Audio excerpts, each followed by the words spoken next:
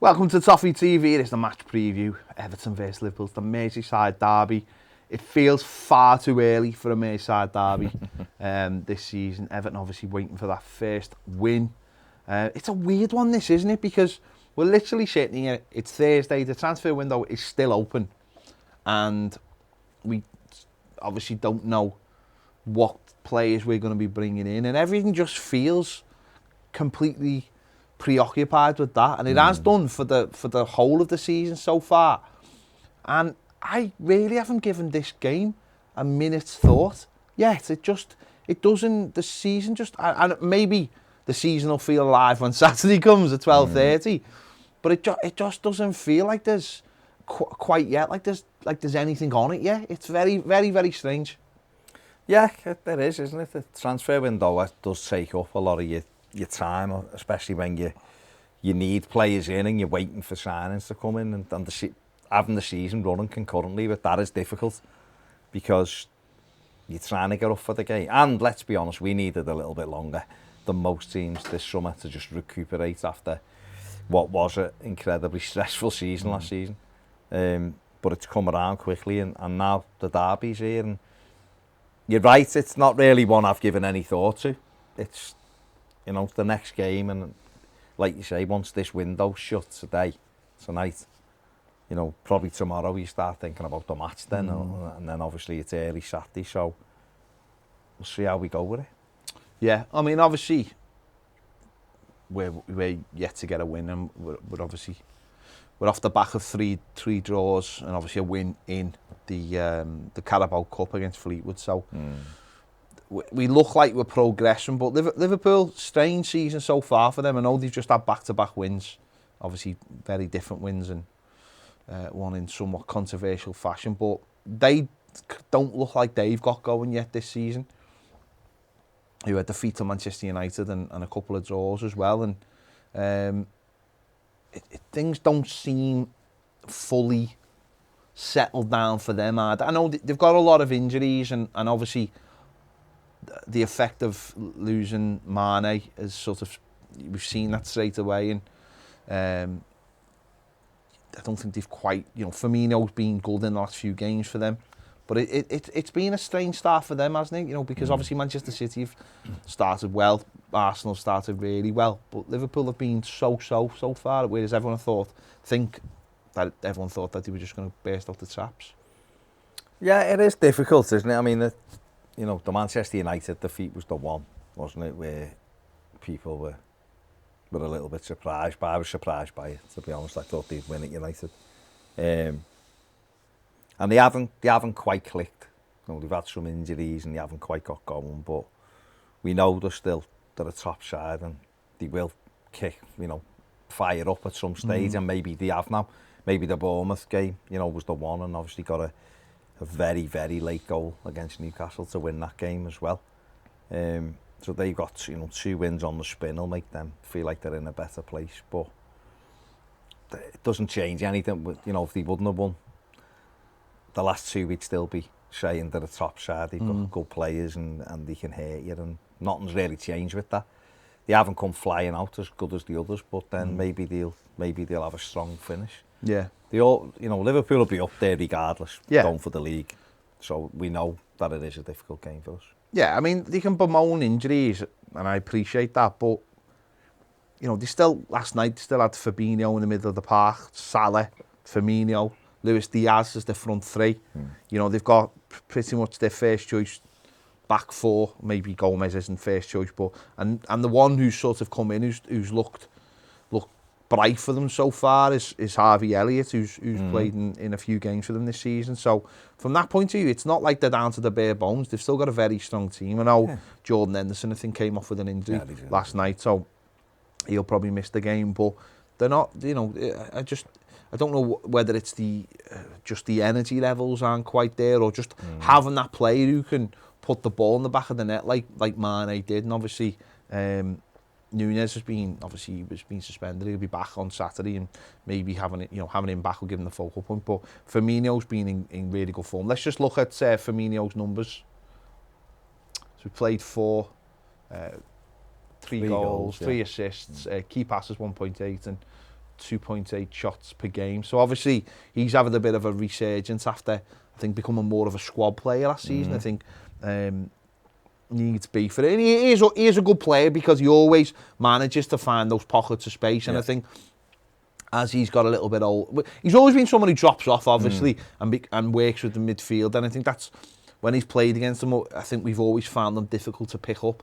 The way he drops off into midfield, becomes an extra man. And I think there's been times when we've played against them and they've had 3 midfield and we've had 2, and then he drops in and it becomes 4 against 2. And you've got absolutely no chance. And do you think that will dictate how we play Saturday? Because we've seen us on Tuesday go 4-3-3 and 3 midfield again. Do you think we'll keep that 3 midfield because of how Liverpool how strong they are in there? I would. I'd keep 3 in midfield. I think you try to go 2 in midfield against Liverpool, they have you off.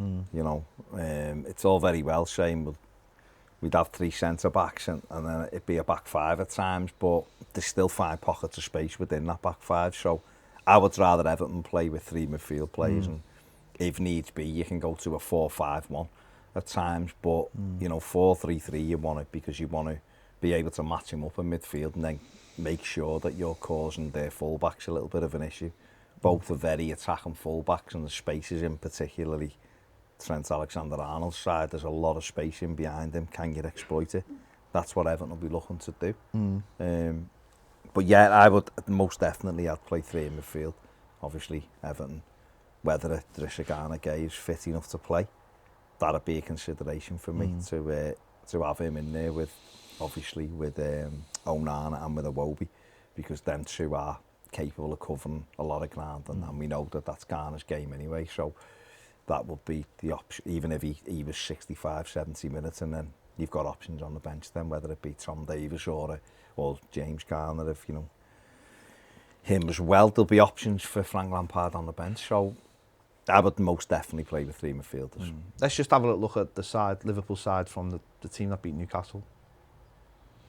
So as I said there, Fabinho's back. Obviously he'd been injured. That front 3, Diaz is obviously Everton come so close to getting him in last season. It never happened. He's been a great signing. So, and they've got the full-backs, So for them, that's still a really strong team. Harvey Elliott is someone they obviously think is going to be the future of that midfield for them. So I think it's more off the bench. I think they're struggling at the moment, and as we sit here, I think they're trying to bring in Arthur as an extra body. The bench, Fabio Carvalho's come on the last couple of games. Obviously scored the win against Newcastle, scored against Bournemouth as well. But apart from that, there's not a lot on their bench at the moment. So that's to the point where he only made 3 subs against Newcastle. So that shows you. So that, Everton, it might be hopefully a case of, not hopefully a case of, sometimes you play Liverpool, you play Man City, a couple of other teams, you're doing well against them, then you look to the bench and see who they're bringing on. And obviously Everton brought no subs on against Leeds. But that hopefully will be something that we will, if it's still a situation, we will benefit come Saturday. Yeah, they've got enough talent in their starting 11 for us to worry about. There's no questions about that. You've been touched on Firmino a lot of times, and he is such an intelligent player, and he was part of their front 3 in Mane and Salah, fabulous. And obviously Diogo Jota, who's still injured at the moment, he's come in and done incredibly well from Wolves. He's been brilliant, so much so that Firmino did drop down to the bench and was rotated a lot. And they've had a great record with Diaz. He's come in and been sensational for them. So, we know how much they can hurt you in that final third. And normally, I think Henderson will be a big miss for that. Personally, Liverpool fans might tell me different, but certainly I can remember the Goodison Derby. And he was absolutely brilliant last season in that. Obviously scored early on, but he was brilliant in that, dictating the play and pressing and everything. And organising them. And when they were wobbling a little bit at 2-1, he settled everything down, him and Van Dijk, and he ended up obviously spanking us in the end. So I think he will be a bit of a miss for them, but it's up to us to keep it tight. Well, let's just look at our team from Tuesday. There you go. So obviously we went for a back 4, Cody and Tarkowski, and we had 3 in the midfield, obviously Tom Davies, Onana and Iwobi, and then we had the 3 sort of up front. Now we're expecting Maupay to come in, aren't we, for this, to play up front. Obviously he should have played up front on Tuesday, so we're expecting him. I'd imagine Dwight McNeil might drop to the bench, and then it might be a case of, as you just mentioned there, if Idrissa Gana Gueye is fit, which I don't know whether he will be or not, or whether does he stick with Tom Davies in there. I think Ghana may well play for an hour, and then Tom Davies would be penciled in to go. It depends. I don't know what his levels are, but I know if the paperwork's done in time. Exactly. If the Premier League are open, he's been training with PSG and all of that, so he'll be ready. He's the type of player that can put in and sit and just do his job. But I would definitely, whatever happens, I think Maupay will start, and I would have 3 in midfield. And it's hugely important, isn't it? Because, you know, I was looking at the goal again that we conceded against Leeds, and it comes from Jordan Pickford kicking a goal kick into their centre-backs who just head it back without anyone being near them. And that started, 2 touches later, I think it was in the back of the net.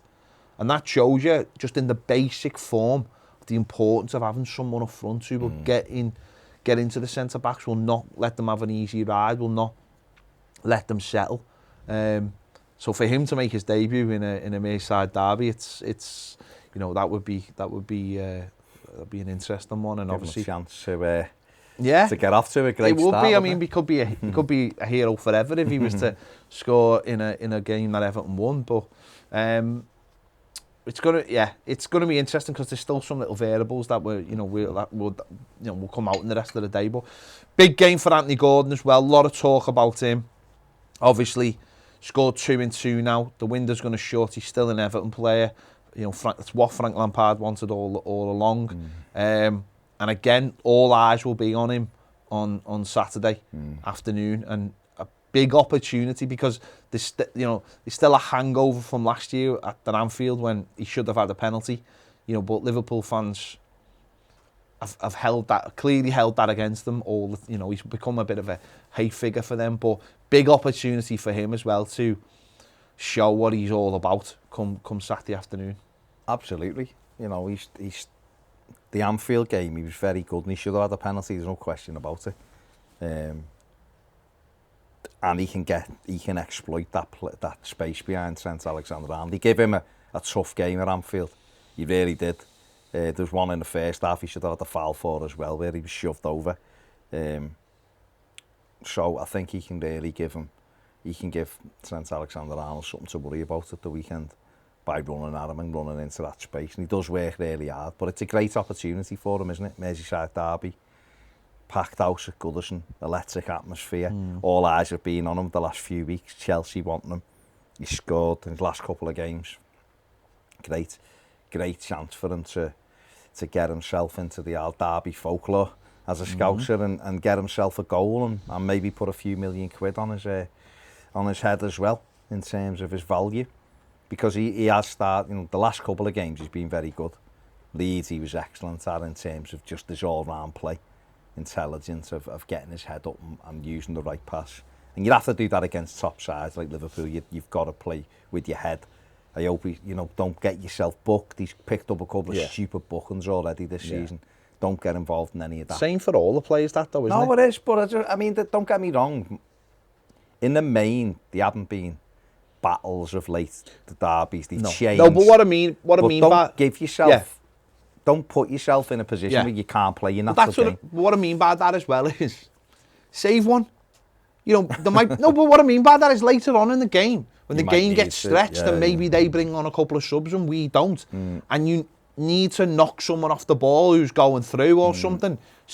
Make sure that if you're going to be booked, do it for something sensible that is needed by the team. Not for something like what Tom Davies did on Tuesday night or getting involved like throwing the ball or something or whatever. Do it for something that the team might need later on in the game, where it's the difference between you knowing that you've got to do something, you might be sent off because you're on a yellow, and then your team goes down to 10 men. If you're going to be honest, if you're going to do it, if you need to take someone out to stop them breaking or something, then that's what you need that yellow card for. So, big game. Everton, obviously, we really do need a win. And as I said, I don't don't feel the pressure going into this game. I just think it's an opportunity for this Everton team. The window will be shut. Why, you know, if you're going to get your first win of the season, you might as well do it against Liverpool in the Merseyside Derby. You might as well. So there you go. You're not doing any stats. There's no stats. There ain't no stats for this game. No stats matter. It's the 241st Merseyside Derby. Why did you even say that? That's tainted with something now. And a half 12 it kicks off. Oh, they're the only stats you get. I've got to get out of bed early. Yeah, there's one. Go on. Because I was asked this before. Okay. The penultimate derby at Goodison Park. If we stay up. We up. But yeah, I mean that in itself, and you think there could only be two, this and one more at Goodison in the Premier League. Stuff that's like it. that doesn't even bother No, but for a lot of people it will, it does, because we've only ever known home derbies in that place. So it is that when you look at it, that, and it's seen some tremendous games and some horrific games as well. But a lot of horrific games. Yeah. Let's make this a terrific one. Go on. Come on. There you go. Let us know your thoughts in the comments. Are you excited? I reckon we can do this. I genuinely think we can do this. What I would say is, even though they're a fantastic team and will be up there, this might be a decent time to play them just before they really have got everyone back and they've caught fire. Yeah. So there you go. Let us know your thoughts in the comments on this one. We're going back to do transfer deadline. I know. Yeah. If you're watching this on Friday, you already know what's going on. You already know what's going on. So there you go. Thanks for watching. Give this video a like, subscribe if you haven't already. If you want more great videos, join us over on Toffee TV Premier. This is the best time to join at the beginning of the month to get your full money's worth. The link is in the description and it'll be on the screen in a moment. See you later.